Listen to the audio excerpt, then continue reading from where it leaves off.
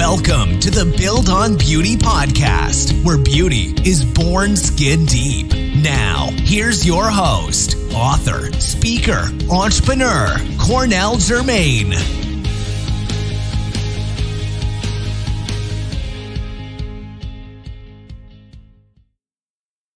Hallelujah. I feel the anointing of God. Feel the anointing of God. Your assignment has a shelf life. You have to know when to transfer. The Holy Spirit has created this moment for you to become great. You become great by reproducing people greater than yourself. That's what legacy is about.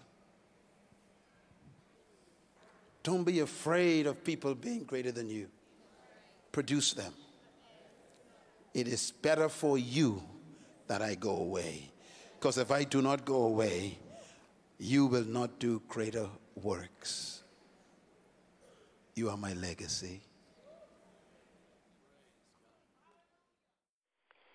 Hello, thank you for joining me today. I have a special guest. He is a 21st century leader, entrepreneur, lecturer, and consultant, the CEO of Munroe Global Incorporated. But most importantly, he's a man of faith. Please help me welcome my brother Myles Munroe Jr., affectionately known as Churro. Churro, how are you today? I'm doing great, man. Thanks for having me on the show.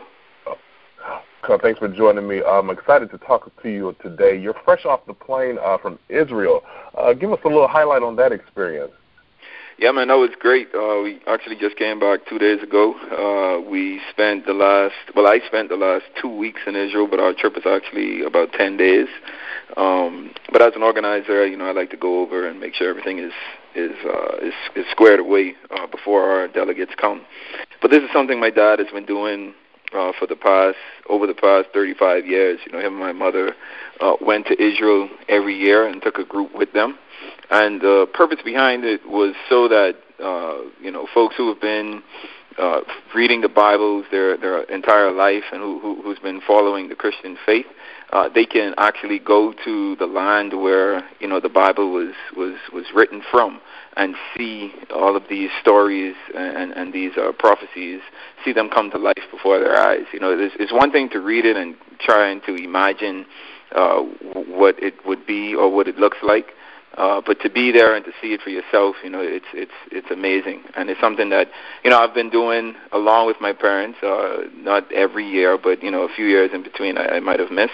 But for the past, 3 to 4 years, I've been going consistently every year. And we've decided to continue this annual trip because it's very important to us. We see the purpose and the privilege of being able to travel to Israel and being able to live, see the Bible come to life and live within the footsteps of Jesus, over 2,000 years ago.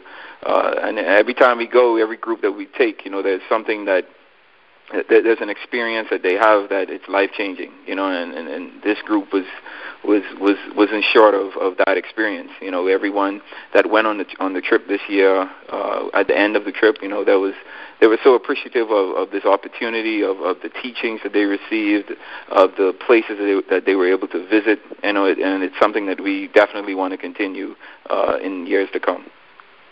I can only imagine the takeaway is remarkable. Wow. Well, you're here with us on this special Father's Day episode to talk about the life and legacy of your dad, Dr. Myles Munroe. But first I want to get some insight on Dr. Myles as a father. Give us some early insight on you being the son of Dr. Myles Munroe as a little kid. What was that like? To be quite honest, man, I didn't really like it.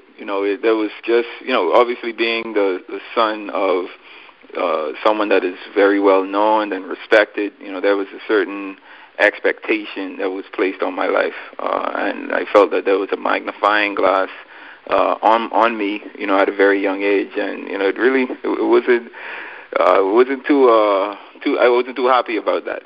So it took some getting used to. And I went through, my teenage years where I was a bit rebellious and just really disliked being put in this position or put in that position. So it wasn't, I guess you could say it wasn't easy. And easy is a relative word, obviously. But it was just so much expectations, man, and it took some getting used to for me. It actually took some maturing for me, just developing myself as an individual, really understanding who I was and why I was here and what my purpose was on this earth, and as I began to develop as an individual, as I began to figure out what it is I wanted to do or what it is I was placed here to do, everything started to work itself out, and I would say it all came to a head when, once I graduated from my grad school and I had the opportunity to move back home to work along with my dad. I think that's when everything came full circle, because as much as I disliked being, his son during my teenage years and my younger years, once I was able to move home and started to work along with him, I was so appreciative of that time and the lessons that I was able to learn and the things that I was able to observe from him and the things that he was able to mentor me with, and those. I think those years were my more formative years, in my adult life, and those years prepared me for exactly what I'm doing right now. So growing up as his son, I've had some ups and downs. It was a roller coaster ride, to be quite honest. But I wouldn't change anything. I think every experience that I lived through and went through has built me into the individual and the man that I am today. Yes. You mentioned rebelling, and I think a lot of people, young men especially in your position, can relate. Give us some example of what that rebellion looked like for you. It wasn't nothing too serious. Like, it was no heavy drug use or nothing like that. But it was just, if I wanted to go to, obviously my dad was a pastor, so going to secular parties or listening to secular music or indulging in alcoholic beverages here and there, those were kind of frowned upon. But those were things that I felt that I needed to do, believe it or not, to kind of separate myself or signify my individuality from my dad. Just kind of saying, yes, I'm Myles Munroe's son, but I'm an individual as well who wants to live their life. So it involved going to parties as a teenager, drinking as a teenager, and just kind of doing things that I guess regular teenagers do. Like I said, it wasn't really nothing crazy. I've heard stories of other PKs that I'm like, wow, that's way left, But for me, I think because my dad always kind of was able to keep us grounded, and he was always there, regardless of how busy he was. His morning devotions before high school, or before we went to school, the trips that we would take with them, whether it was for work or vacation, those family moments that was spent, they really did a lot and meant a lot for us, because regardless of how I felt, I always had this respect for my dad. So I never wanted to do anything too crazy to bring any embarrassment to myself, first of all, and to my family, secondly, or more importantly. So yeah, the rebellion was, I guess it's relative for the extent of what the rebellion was. But like I said, I've heard and seen stories of other PKs that I'm nowhere near as rebellious as they might have been. But I understand that pressure, and so I there's no judgment, because I know I've lived what they've lived through, or was living what they lived through. So I totally understand the pressure that was on their lives, and it may have caused them to make some decisions that they may have regretted. But I think all of us go through that process, but eventually we come out on the other end, a better individual, a much more grounded individual, a God-fearing individual, and family-oriented, really appreciating the position that we've been placed in.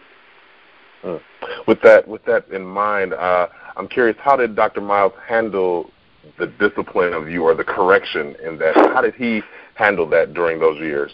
To be quite honest, he was accepting of it, and I look back at it now, and it just amazes me how he was able to cope or to manage. I would say manage is a better word. How he was able to manage me as his son and the different stages of my life that I went through. Because I went through an identity searching life. Like I was trying to find out who I was. So I was trying new styles in fashion. I wore cornrows at a certain period in time.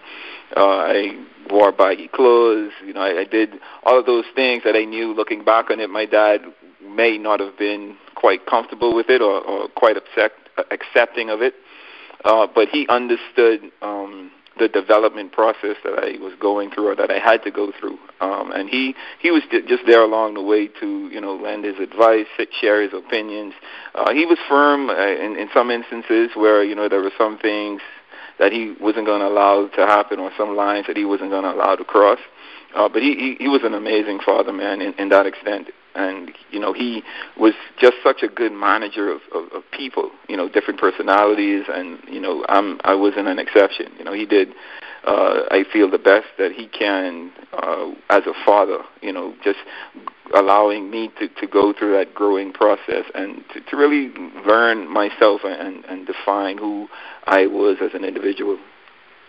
Yeah, I can kind of hear Dr. Myles kind of saying he was confident in what he put in you, that even through your process you would return back to that thing that he deposited in you as a kid. So absolutely. And I think that's one of the things that he always stood on. He knew that the Word of God was instilled in my sister and I at a very young age. And once you have that foundation, you can run as much or as far as you want, but at some point you're going to come around because it's there, and you know it's there. You feel that it's there, and then you know the difference. You know right from wrong. You know when you're kind of pushing the limit, and you need to kind of pull yourself in. So yeah, he did a fabulous. Him and my mother actually did a fabulous job of that. Yes. Now you mentioned actually becoming a part of the family business. Tell us about that process, because I know you went away for school. How did you end up back in this position that you once ran away from? Yeah, it definitely wasn't on my to-do list. I had all intentions of graduating with my master's degree and landing a job somewhere in the U.S. and, just pretty much starting my career and my life at that point. It just so happens that, the job market, I graduated around the time where, the economy took a downward turn, and there was a job hiring freeze. So, there was really nothing there for me to kind of, at least nothing that I felt would have been substantial enough for what I wanted to do. So I, was on my job search for, I'd say about 9 to 10 months. My dad was very supportive of it. He put his letters and stuff out there to his friends and business partners and those types of individuals who could have helped me out in that situation. But, nothing worked out, and I think that was to my advantage. He and I had a quick conversation one day, and he was like, what do I think about coming home and working with him? And, at that point, or up until that point, I really never thought about it. It wasn't something that, like I said, it wasn't on my to-do list, so it never even crossed my mind until that moment. And the minute he said it, I could remember my instant reaction was like, this makes sense. Like, because I've always been about generational wealth and family building, and was able to think, well, my dad has started this building process already, so it would just make sense for me to go home and try to expand it and continue it. So really it wasn't a long thinking process for me. I think it may have took me a day, if a day, maybe less than a day, to really come up with the decision to say, okay, I'm going to move home and work along with my dad. And like I said earlier, I think that was, if not the greatest, one of the greatest decisions I've made in my life, because that the time that I was able to spend with him, being mentored by him, being able to observe him in different situations, that really prepared me for the man that I am right now. Was it a challenge at all, going from just being the son to now the employee? Absolutely. Was it an adjustment period? Absolutely. I think it took me about a year and a half to maybe 2 years to really understand my dad, or to take the time to understand him. Because, obviously I'm coming home fresh off graduating with my master's, so I'm very ambitious. I have all of these ideas, all of these things that I want to implement into, the various divisions of our organizations. And I remember the first lesson that he taught me was, you just can't come in and just make immediate changes. One of the things that you have to do is come in and observe what's going on, take note of who is around, the persons that are a part of the organization, learn what they've brought to the organization, the history that they have with the organization, because there's a respect level that you have to continue to have, in being in becoming a part of, something new, and that was something that I really never thought of. For me, it was just, okay, I got all these ideas. You guys are kind of older. You guys don't think the way that I think, so I think my ideas needs to be implemented now. So there was some clashing that he and I had, and it took me some time to realize that it was a learning process for me, and he was really trying to teach me the fundamentals of leadership, right? Because as leaders, we can't just come in and make brass decisions. Each decision that we make needs to be clearly thought out, because we have to understand that it's going to affect everything. It's going to affect everything around us, everyone around us, and it's going to affect us into the future. So we just can't make emotional decisions or irrational decisions. You have to really take the time out to think through the process and really understand the significance of the decision and the circumstances surrounding the choices that you're going to make as that leader. And then on top of that, me and my dad were just two different personalities. Like he's so much more patient than I am. He's a very good manager of people. That's one of his character traits that I admired so much. He was able to manage different individuals, different personalities so well. Like you wouldn't even realize that it was managing. Like he was actually managing certain different situations. Like he just had to be around all of those situations to see how he maneuvered around those. So for me, I was always the type of person that if we have a decision to make, let's just make a decision. Let's not wait too long to think about it. Let's just come up with a solution and run with it. And he was always one to really take his time and want to sift through the process to see what the best outcome could be.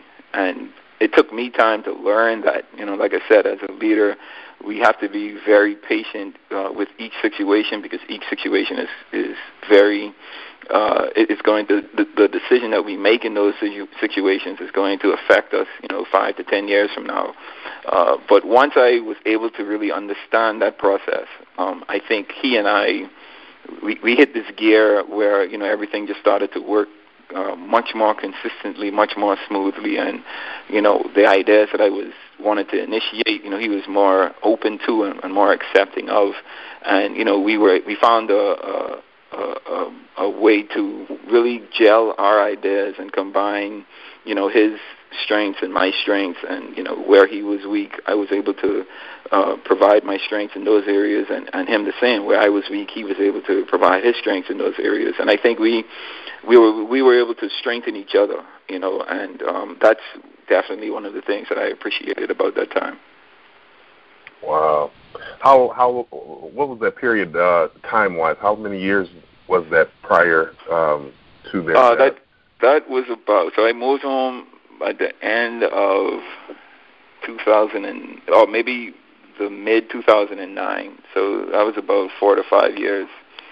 So it wasn't, it wasn't like a super long time. But like I say, that short period of time I felt like I learned a lifetime of lessons and principles that, I'm able to apply to my life and apply to different decisions that I have to make in my life even today. Wow. As I recall that day, and I'm sure, just like you and many others, it sticks out in your mind forever. Sunday, November 9th, 2014, I remember being at a dinner with friends, and a young lady looked at her phone and just screamed, "Oh, my God," and, of course, everybody at the table was, what's going on? And she said, Dr. Munroe was killed in the crash. And for me, time just kind of stood still. I can only imagine what that moment was like for you, Teresa, and the rest of the family. If you don't mind, take us back to that time. How did you learn of the news, and what went on in your mind at that time? Well, we were working. That particular day was the eve of the beginning of our conference, our annual conference that we usually have, our leadership conference. So my dad, the week prior, a few days prior, I should say, he had just returned from his trip to Africa. So my team and I we spent pretty much the weeks leading up to that weekend, getting ready for the conference. Our conference was going to be in Freeport, the Bahamas, which is another island. So I traveled up earlier with our team. I traveled up that Thursday. But I saw my dad that week, so I saw him pretty much every day up until Thursday. Everything was normal. We talked about, different things about the conference, certain things we needed to confirm before I left. And then while I was there, we were still in communication. And he obviously was in Nassau because he wanted to speak at the church that Sunday before he came up later on that Sunday afternoon. So, like I said, I was working. He was expected to arrive at a particular time. I remember he had actually called me on my cell, and that wasn't even out of the ordinary. Like that was a call that I would sometimes usually get. He would be on the plane, and he would say, "Hey, we're about to land. Just making sure that you're there to pick us up," or whatever the case. So he was calling me. He had called me, and I remember the conversation. It was a very quick conversation. I was like, "Hey, what's up? Have you guys landed as yet?" And he was like, "No, we have to circle around to try and land again." And it wasn't even he said it, and it didn't startle me. I wasn't worried or anything because again, our pilots were veteran pilots, very trained and knew what they were doing. We trusted them 100%. So he said, they were going to circle around and try to land again. So I was like, all right. And the guy, the team that was supposed to pick him and everyone else up was at the airport already. So I just let him know that everyone's there. So when you guys land, just give me a call so I could have everything prepared for you when you get to the airport. Get to the hotel. So maybe I'd say about maybe 10 minutes later, one of the pastors from our church walked up to me, and he had like this worried look on his face. I could always remember that look, and I was like, okay, what's going on? And he was like, have you spoken to your dad today? And I was like, yeah, I just spoke to him maybe about 5-10 minutes ago. They was about to land or whatever. And then he said more so like, okay, cool. And I was like, what's up? And he was like, nah, just wanted to check and see. But, I was like, no, there seems to be an issue. Like, what's the problem? And then he kind of said that, there was a rumor that, there was a plane crash. So it hadn't been confirmed exactly what plane had crashed, where it had crashed. There was a few rumors circulating at the time. So I started to get a little worried at that point. Immediately called my dad's cell. Went to voicemail, called my mom's cell, went to voicemail, called my uncle's cell at the time, went to voicemail. So I started to get, super worried or whatever. And, everything played out as I guess you would expect. I think a few hours later we got confirmation that their plane was the actual plane that had crashed. And, I think for me at that moment life kind of stopped. and it was like, what in the world is going on? Didn't expect, my day to end like this. My life at this moment to be this way or to go in this direction. So it was kind of I was lost, for a couple of hours. Didn't really say anything to anyone. I remember me and my sister and a few of my other family members, we were taken to one of the hotel rooms to just kind of get away from the crowd, because obviously you could imagine the hysteria that was going on in the hotel and everyone around, because there was at one point everyone's phones started to go off. So obviously everyone was getting messages about the situation. Everyone was trying to find out or confirm, what exactly had happened, what was going on. And my phone was blowing up. I had friends, family, a bunch of people calling me, trying to figure out what was going on. So I remember turning my phone off and, just trying to stay away or stay off of the airwaves, and just kind of wait, because I still had hope that there was a chance that they would have this would have just been a rumor or whatever. But a few hours later, we got the confirmation, and like I said, man, it was such a blow for me, because it was just so unexpected, and I felt lost for quite a while. It took a lot of adjustment, a lot of prayer, a lot of faith. It was definitely a time in my life that I won't ever forget. I can only imagine. Is there any confirmation from investigators as to what actually happened with the aircraft, or what was the cause? Yeah, they did their investigations, and the report says what it says. But we don't pay too much attention to it. Like I said, the pilots that we had, they've been our pilots for countless of years. They have had hundreds of hours of experience, hundreds of years. A lot of years of experience in their profession. So I just look at it as just one of those things where life just kind of happens, man. I don't think I put blame personally on anyone or any fault to any particular thing. But the report says what it says, so it's out there. Yeah. Just for our listeners' clarity, for those that may not be familiar with the story, my brother here lost not only his dad, who's a world-class leader, but his mom, his uncle, and several church leaders and friends. I'm curious, and I know it's an everyday process, but how have you made peace thus far with this situation? I think the period that I was able to spend with my dad after moving home from graduating, it really did a lot for me. I was able to really observe my dad. And one of the things that I was able to learn from him, or not even learn because I already knew it, but observe, on a daily basis, was the fact that, we have no control over what goes on this earth, right? We can hope, we can plan for certain things to happen or occur or whatnot, but we don't really know what life is going to hand us, right? So my dad always, he was always a person that professed the fact that Jesus is Lord. And if you understand that statement, you understand that he is the source and owner of everything. So for me, I was loaned my father from God, and God saw fit to have his will done. My dad's was recalled back to the kingdom, his kingdom in heaven. So, I'd be lying if I told you that I didn't feel a way, about it. Maybe still do every now and again. But that's just me being selfish, right?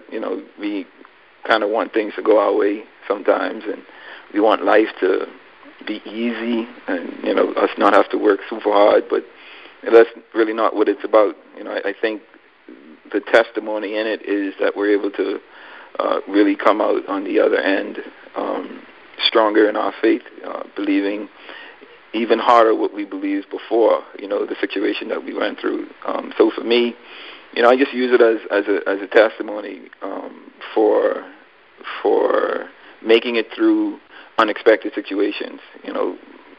We have no control over death. We can't say when anyone around us is going to die, or when they're going to live, or when we're going to die, or when we're going to live, or that type of thing. So for us, it's just ensuring that we're using or taking advantage of our time while we're here. And I think that's definitely something that my dad did, and something that I've incorporated into my life. I try to live the best that I can on a daily basis, getting everything out that I feel like I was placed here to do, and eventually hoping that I die empty, whether that's at an old age or at a younger age or unexpected age, whatever the case. Just my mindset now is to live life on purpose. So not wasting a lot of time. Still enjoying myself, enjoying the process, and appreciating where I came from. But just the lessons that my dad was able to teach me. And just understanding death in and of itself. I watched him deal with the death of his mother. I watched him deal with the unexpected death of his brother. And those situations taught me a lot about death. It allowed me to mature as an individual. In hindsight, I definitely was prepared for it. I might not have seen it at the time, but clearly I'm here and I'm able to still move and be productive because of the preparation that I went through. It's just one of those things where, I understand that, that sort of thing is out of my control. And, you just need to appreciate our loved ones while they're here, appreciate the time that we're blessed with on this earth, and we need to take full advantage of just living life on purpose and eventually dying empty. That's really my focus now. Yes, absolutely. And that was a teaching that your dad taught so many times. Right. And I believe he was the epitome of it, dying empty. Even though I feel like there was so much more he had to give us, but who knows what God's too. I do too, but part of me believes that, and a part of me believes that it's in my it's a part of my purpose now to ensure that the rest of what he was trying to do gets done. And I think there's no way that he could have done it, and I think it was supposed to be with me and everyone else that he's impacted with his life. Absolutely. What do you feel Dad Munroe's legacy is? What would you say it is? Man, I live it every day. I get messages, emails. I may run into someone in travel or just around the country here in the Bahamas, who always speaks of the impact that he's had on their lives. And some of these people have never met him. They've just read one of his books or heard one of his teachings, and it just changed their lives. And for me, to see a man that left this earth with his character intact, and there are a lot of doors that have been opened for me because of the type of person that he was and the legacy that he left. It encourages me to, well, first of all, it shows me the importance of having good character and being a person with good ethics and good morals and a clear vision for your life. And then, living out your purpose on this earth, it allows you to create a legacy to leave behind that outlives you, and it creates this platform for everyone behind you, your kids especially, to kind of build off of. So I think his legacy is just built off of his teachings, the type of person that he was, the love that he had for people, the character that he always showed and exuded in everything that he did, whether he was on stage or behind the scenes. He was the same person. And you can't say that for a lot of people. I'm just so proud that I'm able to continually be able to say that for him, and just to appreciate the doors that are able to consistently be opened for us and the opportunities that we're able to have, because of the foundation that he laid, first of all, and the type of person that he was. It just shows me the truth in that, having a good name is far greater than having riches and, the finer things in life, because, those things can only take you so far.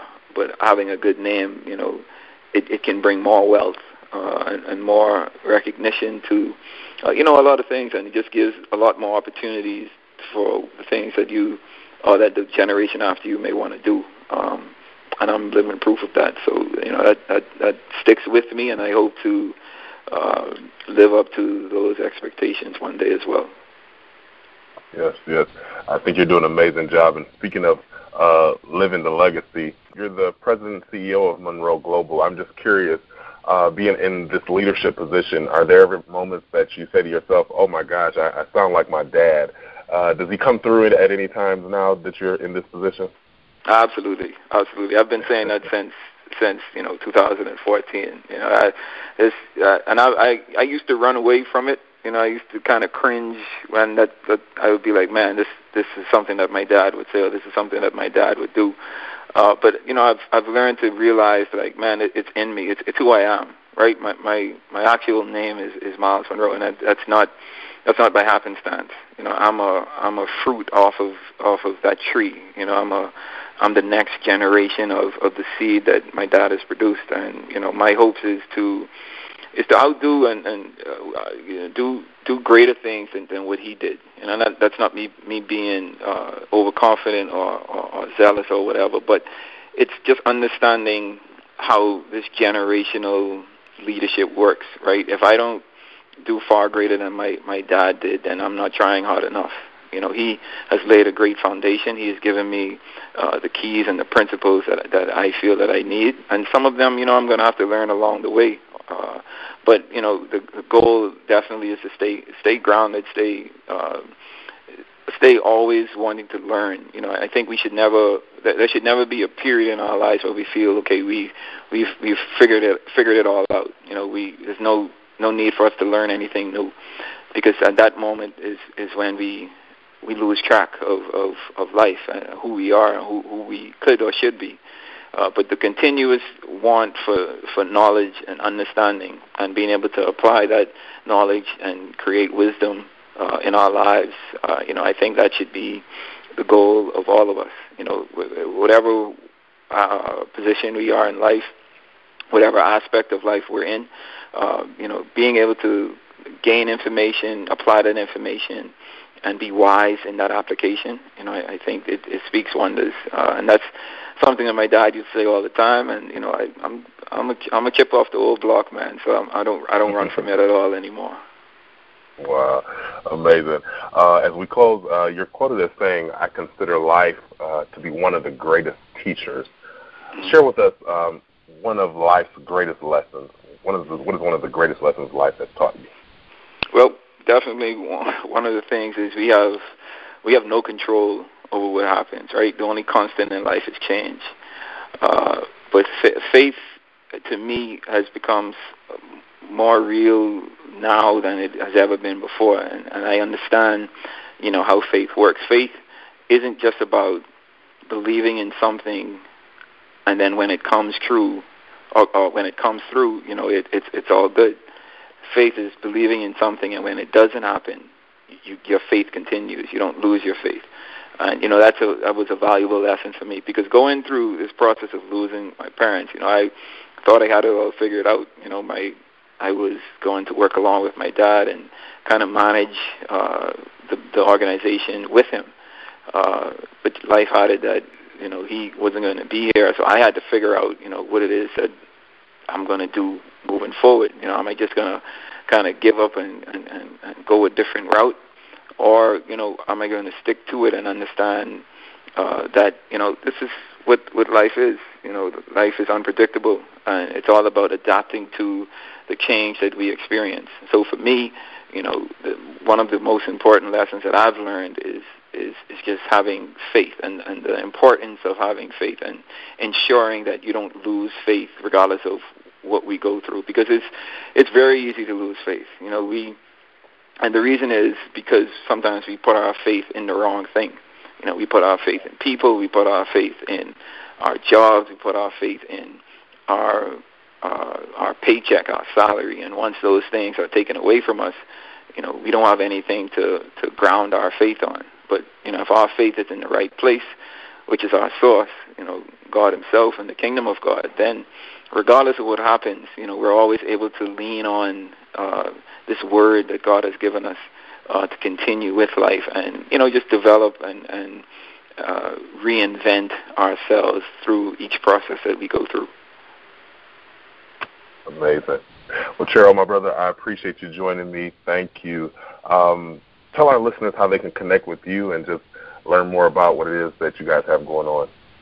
Yeah, well, you could touch base with us, our organizations, through our website, monroeglobal.com. We also we started a foundation, a nonprofit, in the name of my parents, to continue that legacy and all this work that we want to do. And the foundation is the Myles and Ruth Munroe Foundation. If you want to learn more about that, you can visit the website to the foundation. It's the mrmfoundation.org. That's the website. All right, there you have it. Well, Myles, thanks so much again. Thank you, man. Thank you for having me. We'll talk real soon. All right, man. Well, this has been the Build on Beauty podcast, where beauty is born skin deep. I'm your host, Cornell Jermaine. Until next time, let your soul be made whole. Take care. Thank you for listening to the Build on Beauty podcast. For more information about our host, please visit cornelljermaine.com.